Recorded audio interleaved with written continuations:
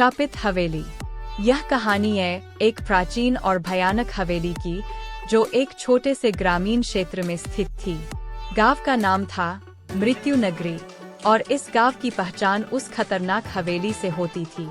इस हवेली का निर्माण सैकड़ों साल पहले एक अत्यंत धनी जमींदार राजेश ठाकुर ने किया था। राजेश ठाकुर अपने समय का एक निर्मम व्यक्ति था। हवेली के निर्माण के दौरान कई निर्दोष मजदूरों की जान जाने की घटनाएं सामने आईं। कहा जाता है कि ठाकुर ने हवेली में दबी खजाने की खोज में कई बलिदान दिए थे। इन घटनाओं के बाद हवेली में अजीब और डरावनी घटनाएं घटित होने लगीं और धीरे धीरे वह दोबारा कभी न खुलने वाली जगह बन गई। सालों बाद एक युवा शोधकर्ता वीरेंद्र ने यह तय किया कि वह इस हवेली के रहस्यों का पता लगाएगा। वीरेंद्र का मानना था कि इन घटनाओं के पीछे कुछ न कुछ सच्चाई जरूर है। उसके साथ उसकी 4 दोस्त आर्यन, सीमा, रोहित और नेहा भी जाने के लिए तैयार हो गए। एक दिन सभी मित्र पूरी तैयारी के साथ हवेली की ओर निकल पड़े। हवेली पहुंचते ही उनकी आंखों के सामने एक विचित्र दृश्य था। टूटे फूटे दरवाजे, खिड़कियों पर जाले, बड़ी बड़ी दीवारें और चारों तरफ सन्नाटा।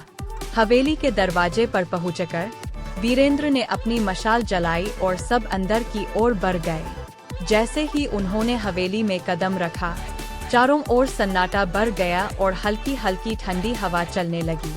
उन्होंने हवेली के विभिन्न हिस्सों की जांच शुरू कर दी। हर कक्ष में अजीब और डरावनी चीजें थीं। टूटे हुए फर्नीचर, जमीन पर खून के धब्बे और दीवारों पर अजीब से निशान। जांच करते करते वे हवेली के एक बड़े हॉल में पहुंच गए, जहां एक राजसी सिंहासन पड़ा था। सिंहासन देखकर उन्हें महसूस हुआ कि यहाँ कुछ रहस्यमय है। जैसे ही उन्होंने सिंहासन को छुआ, पूरा कक्ष अंधेरे में डूब गया और हवा में ठंडक बढ़ गई। अगले ही पल एक भूतिया आकृति उनके सामने प्रकट हुई। वह आकृति राजेश ठाकुर की आत्मा थी। आत्मा ने क्रोधित आवाज में कहा, इस हवेली में तुम्हारा स्वागत है, लेकिन जो भी मेरे रहस्यों को जानने का प्रयास करेगा, उसे मुझसे सामना करना होगा। वीरेंद्र और उसके दोस्त डर गए, लेकिन उन्होंने साहस दिखाया। वीरेंद्र ने आत्मा से पूछा, हम यहाँ सच जानने आए हैं। तुम्हें किसी विशेष कारण से शापित किया गया है? हम कैसे मदद कर सकते हैं? आत्मा ने बताया, मुझे मेरे कुकर्मों की सजा मिली है। मैंने कई निर्दोषों की बलि दी थी। अगर तुम मेरे हाथों मारे गए निर्दोषों की आत्माओं को शांति दिला सकते हो, तो मैं भी इस शाप से मुक्त हो सकता हूँ। वीरेंद्र और उसके दोस्तों ने आत्मा की बात मानी और ठान लिया कि वे निर्दोषों की आत्माओं को शांति दिलाने के लिए कुछ भी करेंगे। उन्होंने हवेली के तहखानों की ओर कदम बढ़ाए, जहां कहा जाता था कि उन निर्दोषों की आत्माएं बंद थीं। तहखाने में प्रवेश करते ही एक भारी दरवाजा उनके सामने आया, जिसे खोलने के लिए उन्हें ऊपरी मंजिल से चाबी लानी पड़ी। ऊपरी मंजिल पर पहुंचते ही उन्होंने एक पुराने संदूक में वह चाबी पाई। चाबी लेकर वे तहखाने में वापस आए और दरवाजा खोला। जैसे ही दरवाजा खुला, उनके सामने भयानक दृश्य प्रकट हुआ। तहखाने के अंदर खून के धब्बों से सनी दीवारें, भूमि और जगह जगह हवेली के निर्माण के दौरान मारे गए मजदूरों की आत्माएं घूम रही थीं। आत्माएं बहुत दुखी थीं और उनके चेहरों पर दर्द झलक रहा था। वीरेंद्र ने आत्माओं से बात की और उन्हें शांति दिलाने का आश्वासन दिया। वीरेंद्र और उसके दोस्तों ने आसपास के मंदिर से पवित्र जल और मंत्र लेकर आत्माओं की शांति के लिए पूजा की।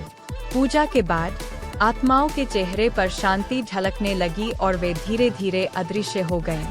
आत्माओं के शांति प्राप्त करने के बाद राजेश ठाकुर की आत्मा फिर से प्रकट हुई और कहा, तुम्हारे इस नेक काम से मुझे भी शांति मिली है। मेरी आत्मा अब मुक्त हो रही है। राजेश ठाकुर की आत्मा ने वीरेंद्र और उसके दोस्तों को धन्यवाद कहा और हमेशा के लिए अदृश्य हो गई। हवेली से भूतिया गतिविधियां समाप्त हो गईं और गांव में फिर से शांति का माहौल लौट आया। वीरेंद्र और उसके दोस्तों की साहसिकता और निष्ठा ने हवेली के रहस्य को उजागर किया और वहां की आत्माओं को शांति दिलाई। इस घटना के बाद शापित हवेली अब शांति हवेली के नाम से जानी जाने लगी और वीरेंद्र और उसके दोस्तों की कहानी हमेशा के लिए यादगार बन। यह छोटी सी कहानी पसंद आई हो तो लाइक, सब्सक्राइब और शेयर जरूर कीजिए और हाँ, बेल आइकन को जरूर प्रेस कीजिए।